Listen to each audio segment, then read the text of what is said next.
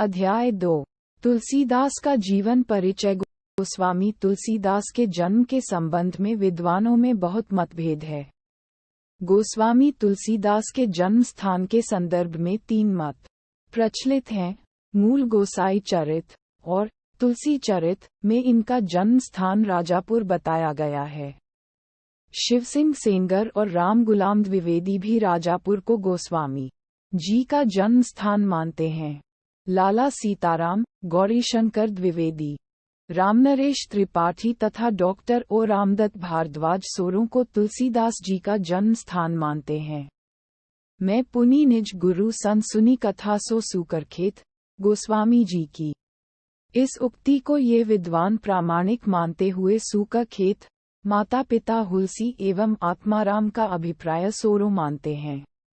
आचार्य शुक्ल का अभिमत है कि सूका दुबे खेत को भ्रम से सोरों समझ लिया गया, लेकिन प्रचलित रूप में तुलसीदास का जन्म संवत 1554 शून्य की श्रावण शुक्ल पक्ष सप्तमी को चित्रकूट जिले के अंतर्गत राजापुर ग्राम में माना जाता है। इनके पिता का नाम आत्माराम दुबे तथा माता का नाम हुलसी था। इनके जन्म के संबंध शिक्षा संत बाबा नरहरिदास ने भक्ति में निम्न दोहा प्रसिद्ध है। इनका जब जन्म हुआ तब ये 5 वर्ष के बालक मालूम होते थे। दांत भी सब मौजूद थे। जन्मते ही इनके मुख से राम का शब्द निकला और लोग इन्हें राम बोला कहने लगे। आश्चर्यचकित होकर इन्हें राक्षस समझकर माता पिता द्वारा त्याग दिए जाने के कारण इनका पालन पोषण एक दासी ने तथा ज्ञान एवं भक्ति की शिक्षा प्रसिद्ध संत बाबा नरहरिदास ने प्रदान की।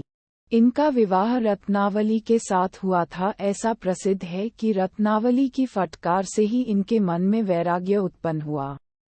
कहा जाता है कि एक बार पत्नी द्वारा बिना बताए ही मायके चले जाने पर प्रेमातुर तुलसी अर्धरात्रि में आंधी तूफान का सामना करते हुए अपनी शैली छप्पय, दोहा, चौपाई, गीत में सर्वश्रेष्ठ कवि ससुराल जा पहुँचे। पत्नी ने इसके लिए उन्हें बहुत फटकारा। फटकार से इन्हें वैराग्य हो गया। इसके बाद काशी के विद्वान शेष सनातन से तुलसी ने वेद वेदांग का ज्ञान प्राप्त किया और अनेक तीर्थों का भ्रमण करते हुए राम के पवित्र चरित्र का गान करने लगे। इनका समय काशी, अयोध्या और चित्रकूट में अधिक व्यतीत हुआ।